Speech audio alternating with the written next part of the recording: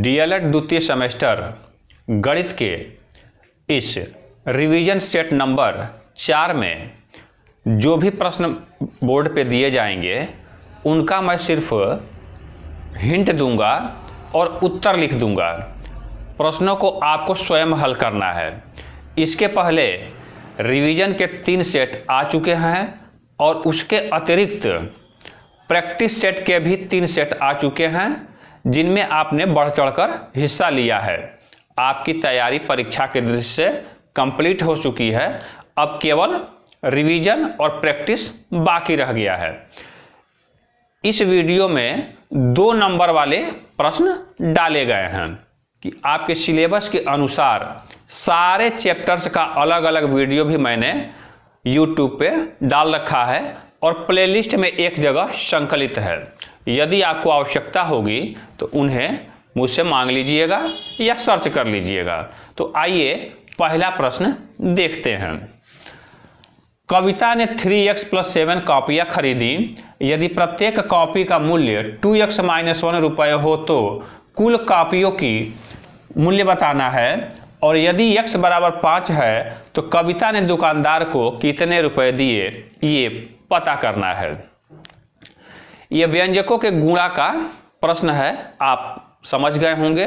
Hint दे रहा हूं, आप पूरा सवाल स्वयं हल करिएगा ताकि आपकी प्रैक्टिस बने। कॉपियों का कुल मूल्य होगा, चूंकि कविता ने 3x + 7 कॉपियाँ खरीदी हैं और एक कॉपी का मूल्य है 2x - 1, तो दोनों का गुणा करना है। व्यंजकों का गुणा मैंने आपको समझा रखा है, आपने प्रैक्टिस भी किया है। गुणा करिएगा और गुणा करने के बाद उत्तर आएगा 6x² + 11x - 7। इतने रुपए कॉपियों का कुल मूल्य होगा। अगला है उसी में कि x = 5 हो तब बताना है कि ये मूल्य कितना हो जाएगा। तो x बराबर आप 5 इसमें रखेंगे तो आपका उत्तर उसके बाद आ जाएगा हल करने पे 198 रुपये। उत्तर आप मिला लीजिएगा। अब देखिए, ये 2 व्यंजकों का गुणा है। गुणा करने के बाद ये नंबर आया हुआ है। अब हम इसका उल्टा प्रोसेस करेंगे इसी सवाल से।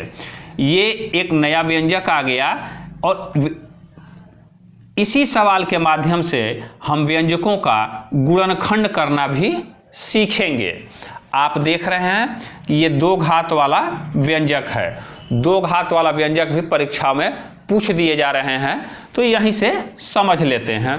आइए देखते हैं कैसे होगा। अगला प्रश्न पहले ही प्रश्न से तैयार हो गया। गुणनखंड करें 6x² + 11x - 7। आप देख चुके हैं कि इन 2 व्यंजकों का गुणा ये आया है। अब इसका गुणनखंड करें तो ये आना चाहिए। गुणनखंड का मतलब आप जानते हैं कि जैसे मान लीजिए कि 10 है। गुणनखंड, खंड माने टुकड़ा और गुणन माने गुणा। ऐसे टुकड़े कर देने हैं कि जिनका आपस में गुणा करने पर फिर क्या आ जाए, ओरिजिनल नंबर आ जाए। तो देखते हैं कैसे करते हैं। ये 2 घात का व्यंजक है। यहां पे देखिए स्क्वायर लगा हुआ है। ऐसे व्यंजकों का गुणनखंड करने के लिए देखते हैं कि x² का गुणांक क्या है। इस सवाल में 6 है और बिना x वाला माने स्वतंत्र पद कौन सा है, तो मालूम चल रहा है कि 7 है। इनका आपस में गुणा कर लेते हैं तो मालूम चला कि 42 आया। ये प्रोसेस को समझ लीजिएगा, कई बार हालांकि मैंने समझाया भी है। उसके बाद क्या करते हैं कि इस 42 के 2-2 टुकड़े वाले, 2-2 खंड वाले गुणनखंड कर लेते हैं। क्या क्या हो सकते हैं, 1 × 42 हो सकता है, और क्या हो सकता है 7 × 6 हो सकता है, और हो सकता है 14 × 3 हो सकता है, और क्या हो सकता है 21 × 2 हो सकता है। ठीक है ना। उसके बाद क्या करते हैं, अगला स्टेप समझना है कि इन तमाम गुणनखंड में से वो पहले तो यहां देख लेते हैं कि इस 7 के बगल में प्लस है या माइनस है। तो इस सवाल में माइनस है। यदि प्लस होता यहाँ पे तो ओ वाला गुणनखंड लेते जिनको जोड़ने पे 11 आता। यदि माइनस है तो ओ वाला गुणनखंड लेंगे जिनको आपस में घटाने पे 11 आए। तो आप देख रहे हैं कि यहाँ माइनस है, इसलिए हम लोग ये वाला गुणनखंड लेंगे, क्योंकि 14 में से 3 घटाएंगे तो 11 आ जाएगा। प्रश्नों में ये चीज सेट करके दी गई रहती है। एक्स ये जो व्यंजक दिया गया है इसको थोड़ा सा गुणनखंड के आधार पर चेंज करते हैं। इस 11 को चेंज करेंगे, 6x² तो रहेगा ही, 11 को चेंज करेंगे 14 माइनस 3, इसलिए कि यहाँ माइनस का चिन्ह है। 14 माइनस 3 x माइनस 7, ब्रैकेट का खोल देंगे गुणा करके, 14x माइनस 3x माइनस 7। अब देखिए 2 का ग्रुप बना लेते हैं और देखेंगे कि कुछ कॉमन तो नहीं आ रहा है। तो इस वाले ग्रुप में 2 का गुणा है दोनों जगह और x का भी गुणा है, इतना कॉमन आ सकता है। तो यहाँ x प्लस 7 और यहाँ देखिए कुछ कॉमन आपको, यहाँ 3 हो जाएगा, 3x प्लस 7, यहाँ कुछ कॉमन नहीं दिख रहा है। तो यदि माइनस कॉमन ले लें तो यहाँ बचेगा 3x प्लस 7। पहचान यही है कि ये जो ब्रैकेट में आएगा वो कॉमन आ जाना चाहिए, तभी हम समझेंगे कि हमने सही किया है। अब फिर देखिए ये ब्रैकेट कॉमन आ जाता है, 3x प्लस 7 और यहाँ पे 2x बचा है, माइनस की जगह पे माइनस बचा है, और यहाँ अगर कुछ दिख नहीं रहा है तो आप जानते हैं कि 1 का गुणा है तो 1 है, 1 को नहीं लिखते हैं। अब देखिए ये उत्तर आपका आ गया। और थोड़ा सा मिला लीजिए कि जो प्रश्न नंबर 1 था वही आ गया कि नहीं। 3x plus 7, 3x plus 7, 2x minus 1, 2x minus 1, अर्थात इन दोनों का गुणा ये है और इनका गुणनखंड ये है। देखिए कितना बढ़िया है। अब देखिए इसी सवाल से अब हम लोग वर्ग समीकरण हल करना भी सीखेंगे। कैसे? देखिए चेंज हो रहा है, यही सवाल मैं समीकरण में बदलने जा रहा हूं। समीकरण में आप जानते हैं कि बराबर का चिन्ह होता है और यहां लिखेंगे हल करें। समीकरण को हल करने का मतलब है कि x का मान निकालना है, बाकी सारा प्रोसेस वही रहेगा और बराबर 0 बराबर 0 बराबर 0 बराबर 0 ये कर लेंगे। इधर का सारा स्टेप वही करते हैं।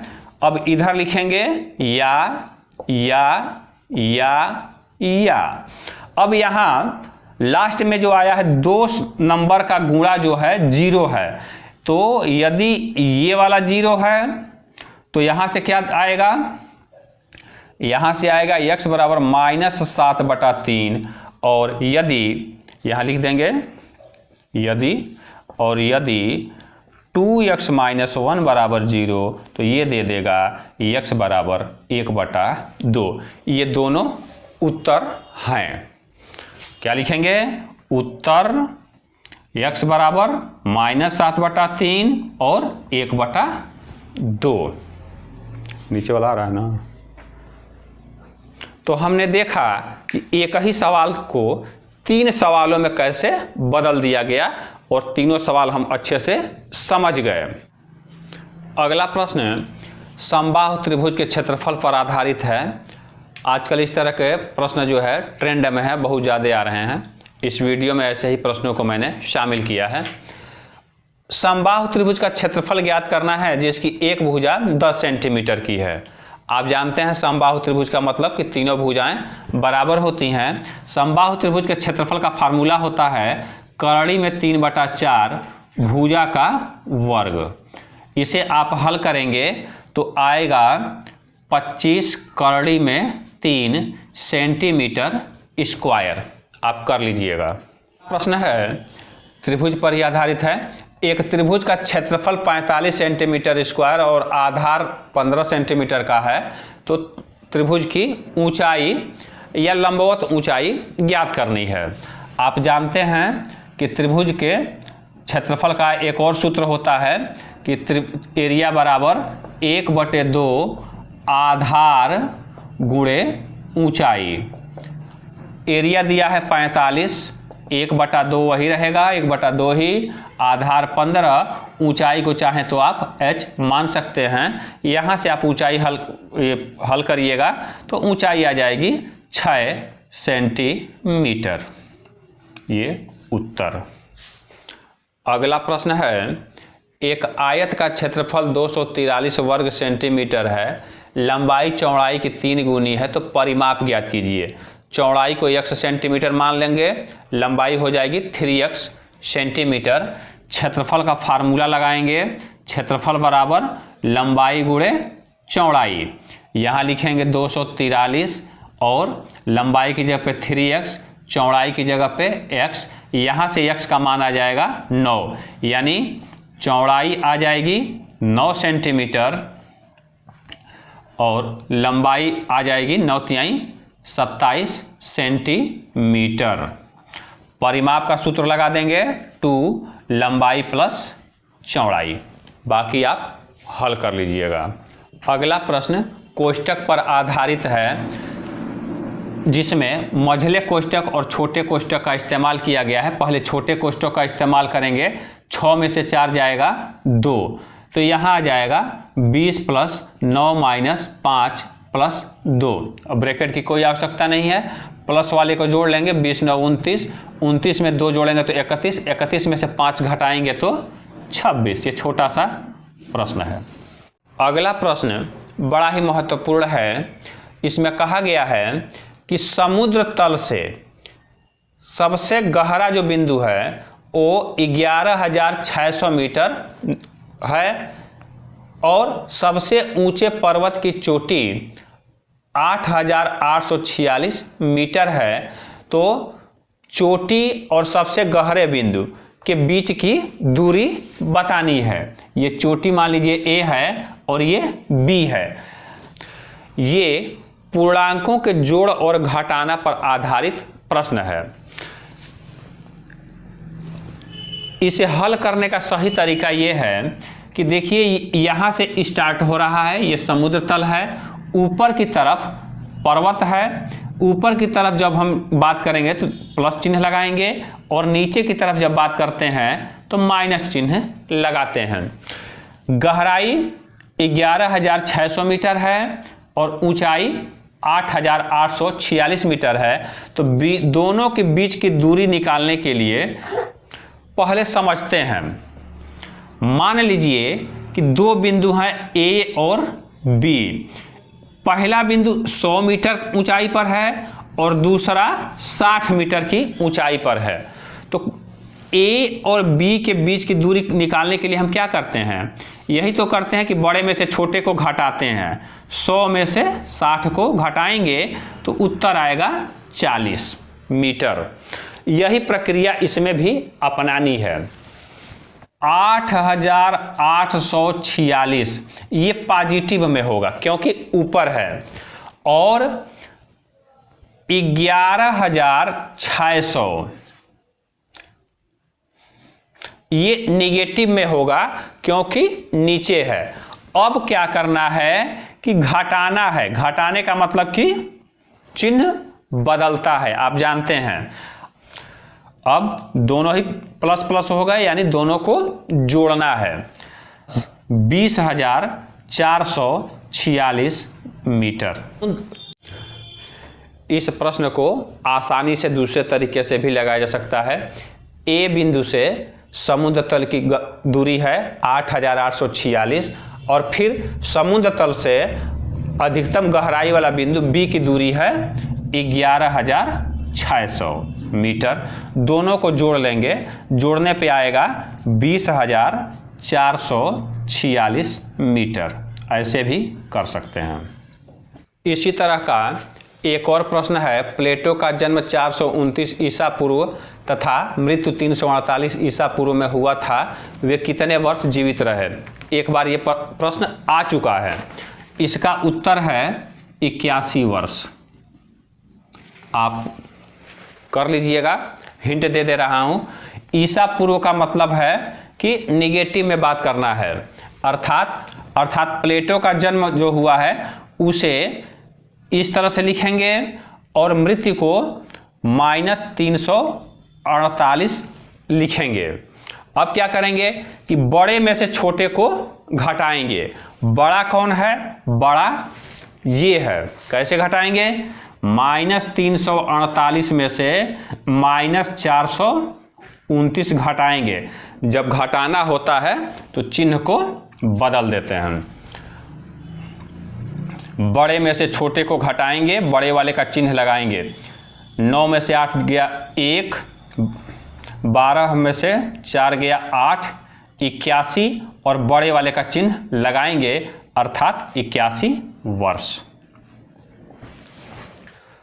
अगला प्रश्न है, एक कमरे के फर्श की लंबाई 425 सेंटीमीटर और चौड़ाई 300 सेंटीमीटर है। कमरे के फर्श पर वर्गाकार टाइल्स लगवानी है। टाइल्स की विशेषता यह है कि हम चाह रहे हैं कि उनकी संख्या कम से कम हो। तो बताइए कि टाइल्स की साइज क्या होगी और उनकी संख्या क्या होगी। टाइल्स वर्गाकार हैं, ऐसे ऐसे लगाने हैं और इधर से भी सेटिंग बैठानी है। टाइल्स की संख्या कम से कम रखनी है तो जाहिर है कि उनका साइज बड़े से बड़ा करना पड़ेगा। और बड़े से बड़ा का मतलब आप समझ गए कि ये महत्तम समापवर्तक का सवाल है। सबसे पहला काम 425 और 300 का मौसा निकाल लेना है। आप मौसा चाहे भाग विधि से निकालिए चाहे गुणनखंड विधि से निकालिए, ये आएगा 25। यानी कि 25 ऐसा नंबर है जो 425 को भी विभाजित करेगा और 300 को भी विभाजित करेगा। यानी टाइल्स का जो साइज होगा वो 25 गुणे 25 का होगा, ये सेंटीमीटर स्क्वायर। समझ गए होंगे। और उनकी संख्या निकालनी है तो संख्या कैसे निकलेगी?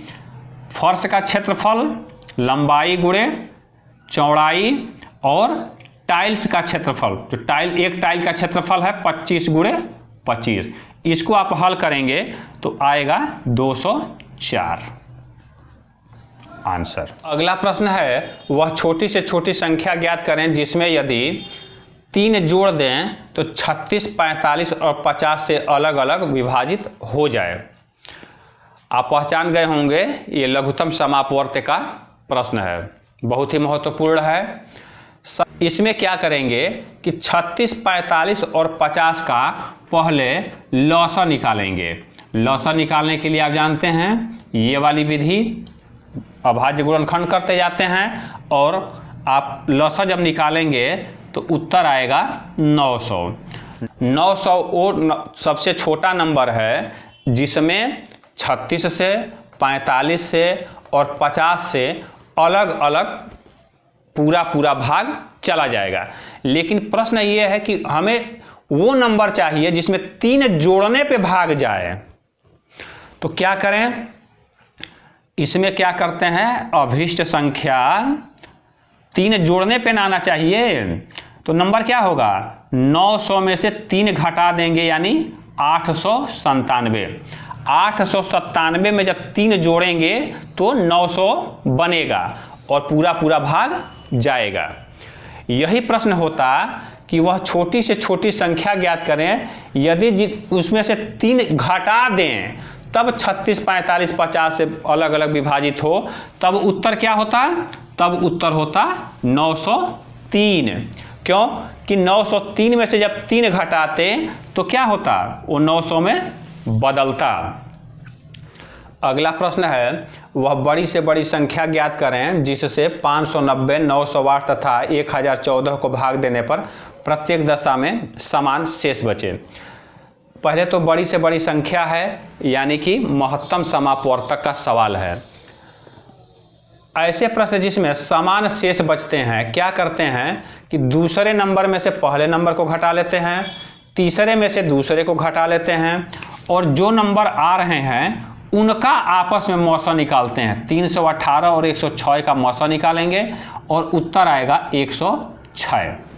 बहुत ही आसान है, प्रैक्टिस कर लीजिएगा। अब हम लोग गुणनखंड के कुछ सवालों को हल करेंगे। ये प्रश्न आप लोगों ने कमेंट के माध्यम से या व्हाट्सएप के माध्यम से मुझे भेजा था कि सर जी इस तरह के प्रश्न भी बता दीजिए।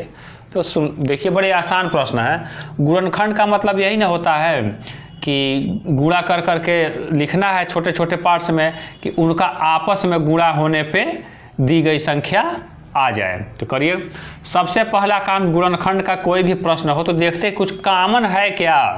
तो देखिए यहाँ x y कॉमन ले लेते हैं। सबसे पहला काम यही चेक करते हैं कि कॉमन अगर आ जाए तो कॉमन ले लेते हैं। कॉमन का मतलब होता है, देखिए प्लस या माइनस से पद अलग होते हैं। इसमें दो पद हैं तो दोनों में ही x y है, एक्स वाई बाहर निकाल लेंगे तो यहाँ देखिए x क्यूब था, एक x तो बाहर निकाल लिए तो अंदर क्या बचा, एक्स स्क्वायर। यहाँ भी एक्स वाई क्यूब था तो x तो खैर बाहर निकाल चुके हैं और वाई क्यूब में से भी एक y बाहर निकाल लिए हैं तो बच गया है y स्क्वायर। ये देखिए x y अपनी जगह। अब यहाँ देखिए X square minus Y square, आपको ये वाला फार्मूला याद होगा सर्वसमीका a प्लस बी और दूसरे कोष्टक में a माइनस बी। देखिए इस व्यंजक का गुणनखंड ही है ये, यहाँ से यहाँ तक एक, यहाँ से यहाँ तक एक और बीच में गुणा है, इसका गुणनखंड ये है। इसी तरह X square minus Y square का गुणनखंड हो जाएगा एक कोष्टक में x प्लस वाई और दूसरे कोष्टक में x माइनस वाई। अब इसके आगे नहीं बढ़ेगा। देखिए ये गुणनखंड है कि नहीं, पहला खंड, दूसरा खंड, तीसरा खंड, चौथा खंड, सबके बीच में गुणे का चिन्ह है। यही आंसर हो गया, बहुत आसान था। इसी तरह दूसरे को देखिए। अब दूसरा वाला a4 माइनस बी पर 4 है, इसका डायरेक्ट कोई फार्मूला नहीं है। जब भी बीच में माइनस दिखाई पड़े, जैसे यहाँ पे दिखाई पड़ा था, खट से दिमाग में ये आना चाहिए कि कहीं ये वाला फार्मूला तो नहीं लग पाएगा। देखिए कैसे लगेगा, a4 है, a की घात 4 है तो इसको हम ऐसे लिख सकते हैं, घात की घात 2 दूनी 4। अब क्या करेंगे, फिर वही देखिए a स्क्वायर, ये ब्रैकेट में जितना लिखा है वो एक चीज़ है और यहाँ से यहाँ तक ये दूसरी चीज़ है। तो पहले ब्रैकेट में जोड़ते हैं दोनों को, दूसरे में घटाते हैं। तो कर लिया जाए a square plus B square और दूसरे में a square minus B square. ये ब्रैकेट वाला ये स्क्वायर है, इसके ऊपर ये स्क्वायर लगा है, इस वजह से ये फार्मूला काम कर रहा है। अब इसको आगे नहीं बढ़ा पाएंगे क्योंकि फार्मूला जो हमारा है वो माइनस के लिए है। जब बीच में माइनस होता है तब फार्मूला काम करता है, तो ये इसके लिए कोई अब डायरेक्ट फार्मूला नहीं है। लेकिन यहाँ देखिए फार्मूला काम कर जाएगा फिर से एक बार। क्या, एक कोष्टक में जोड़िए और दूसरे में घटा दीजिए, गुणनखंड हो गया। इस तरह से 3 खंड हो रहे हैं, पहला, दूसरा और तीसरा, यही उत्तर हो गया। ये गुणनखंड थोड़ा सा टिपिकल है। आपको 1/2 देख के घबराहट हो रही है। घबराहट को दूर करने का उपाय है कि लघुत्तम ले लीजिए, ये 2 हो गया, यहाँ बचेगा x स्क्वायर माइनस, जिस तरह से भिन्न का जोड़ करते हैं वही काम करना है। यहाँ गुणा हो जाएगा 2 का 3 से तो 6x और इस 4 का 2 से गुणा होगा तो 8। अब देखिए 1/2 को बाहर निकाल दीजिए, अंदर बचा x square minus 6x plus 8। इस वीडियो के शुरू में ही इस तरह के व्यंजकों का गुणनखंड मैंने बताया था। क्या करते हैं, ये वाले को, यहाँ तो 1 है, 1 और 8 का गुणा करेंगे तो 8 आएगा। इसका ओ वाला गुणनखंड हम करेंगे, 8 का 2 पार्ट्स करेंगे, जिनको जोड़ने पे, क्योंकि यहाँ प्लस का चिन्ह है, हम कर ले रहे हैं। देखिए 4 गुणे 2, इनको जोड़ने पे 6 आ जाए, ये बीच वाला आना चाहिए। ये काम हम लोग कर चुके हैं।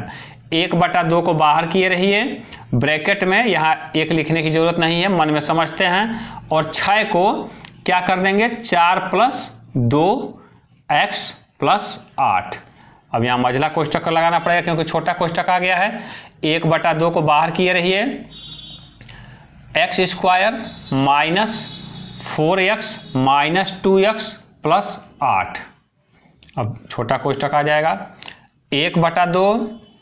अब क्या करें, जैसा कि बताया गया था, कॉमन लेते हैं। यहाँ से कॉमन क्या क्या आ सकता है, फिर x कॉमन लेंगे तो x - 4 आएगा, यहाँ से -2 कॉमन लेंगे तो x - 4 कॉमन आएगा। पहचान क्या है कि ब्रैकेट वाला सेम आ जाना चाहिए। यहाँ पे यदि समझ में बात नहीं आ रही है तो उल्टा चल के देख लेते हैं, इसको खोलेंगे तो ये चीज़ आनी चाहिए। 1/2 को बाहर किए रहिए, फिर क्या करते हैं, कॉमन लेते हैं, ब्रैकेट वाला कॉमन लेते हैं, x - 4 और यहाँ पे x बचा है, माइनस बचा है और 2 बचा है। यही आंसर हो गया। इस व्यंजक के 3 पार्ट्स हो गए, पहला 1/2 है, दूसरा x - 4 है, तीसरा x - 2 है। तीनों का गुणा करेंगे तो ये चीज़ आ जाएगी। तो ये बड़े ही अच्छे प्रश्न थे। आइए अब कुछ ऐसे प्रश्न देखते हैं सर्वसमीका पर आधारित जो आजकल ट्रेंड में है, बहुत पूछे जा रहे हैं। सर्वसमीका पर आधारित प्रश्न इस तरह से 2 हमने लिए हैं, अगले वीडियो में और भी अभ्यास किया जाएगा। पहला प्रश्न है कि a + 1/a = 5/2, तो a² + 1/a² का मान बताइए। इसी तरह ऐसे दिया रहता है और क्यूब वाला पूछता है, इसमें स्क्वायर वाला है, इसमें क्यूब वाला है। स्क्वायर वाला पूछे तो सबसे आसान है कि जो कुछ दिया है उसका स्क्वायर कर दीजिए। देखिए बहुत ही आसान है, दोनों पक्षों का स्क्वायर करेंगे तो इधर हो जाएगा 25/4। यहाँ a + b के होल स्क्वायर का फार्मूला लगा देंगे, a² + 2ab, a की जगह पे a है, b की जगह पे 1/a है, प्लस b का स्क्वायर और इधर तो अपना 25/4 बैठा ही हुआ है। ये देखिए कट जाएगा, ये प्रश्न ऐसा दिया रहता है कि ये कट ही जाएगा, सेटिंग करके दी गई है। तो देखिए a² + a², ये और ये जो पूछा जा रहा है वो आ गया है, बराबर 25/4 और ये जो 2 बचा हुआ था ये दूसरे साइड में चला जाएगा, घटा देंगे एलसीएम वगैरह लेके, आप जानते हैं ये गुणा हो जाता है इसका, 25 में से 8 जा 17/4, ये उत्तर आ गया। यहाँ पे कभी कभी 0 लिख देता है, कभी 2 लिख देता है, कभी 5 लिख देता है, वो घबराना नहीं है, प्रोसेस यही चलता जाएगा। और संक्षेप में इसका उत्तर जान लीजिए, डायरेक्ट अगर यहाँ पर k है तो इसका उत्तर होता है k² - 2। आप देखिए k² - 2 डायरेक्ट अगर लाना चाहें तो, लेकिन अपनी परीक्षा में डायरेक्ट मत लाइएगा, इस विधि का इस्तेमाल करिएगा। इसी तरह यहाँ देखिए x - 1/x है 3/2, तो क्यूब वाला पूछ रहा है तो क्या करेंगे कि दोनों पक्षों का घन कर देंगे, क्यूब कर देंगे, कर दिया जाए। x - 1/x का क्यूब बराबर इधर क्या हो जाएगा, 3/3 कर ही देते हैं विधिवत ताकि आपकी समझ में आ जाए। इधर a - b के होल क्यूब का फार्मूला, a - b के होल क्यूब का फार्मूला होता है a³ - b³ -3ab और कोष्टक में a - b। इस फार्मूले की सहायता से हम इसको ब्रैकेट को खोलेंगे। कैसे, a³ माने x का क्यूब -1/x का क्यूब -3x × 1/x ब्रैकेट में x - 1/x बराबर 3×3 = 27/8। अब देखिए यहाँ से फिर x से x कट गया, आया x³ - 1/x³ आ चुका है। जो पूछा जाना है वो यहाँ पे देखिए यहाँ आ गया 3 x माइनस 1/x 3/2 पहले ही से दिया गया है बराबर 27/8। यहाँ से x³ माइनस 1/x³ और 27/8 ये उधर जाएगा प्लस 3 तिहाई 9/2 एलसीएम 8 27 2 चौको 8 9 चौको 36 27 और 36 को जोड़ लेना है 7 6 13 3 2 5 1 6/8 आंसर ये उत्तर हो गया। तो रिवीजन के इस सेट नंबर 4 को मैं यहीं पर विराम देता हूं क्योंकि वीडियो लंबा हो रहा है। अगला वीडियो भी आएगा जो चैप्टर छूट गए हैं और कोई खास सवाल या खास चैप्टर आपके समझ में ना आ रहा हो तो कमेंट बॉक्स में लिख दीजिएगा, अगले वीडियो में मैं उनको शामिल करके अच्छे से समझा दूंगा। बहुत बहुत धन्यवाद। यदि वीडियो आपको अच्छा लग रहा हो तो अपने दोस्तों को अपने कॉलेज ग्रुप में भी इसे शेयर किया करें। धन्यवाद।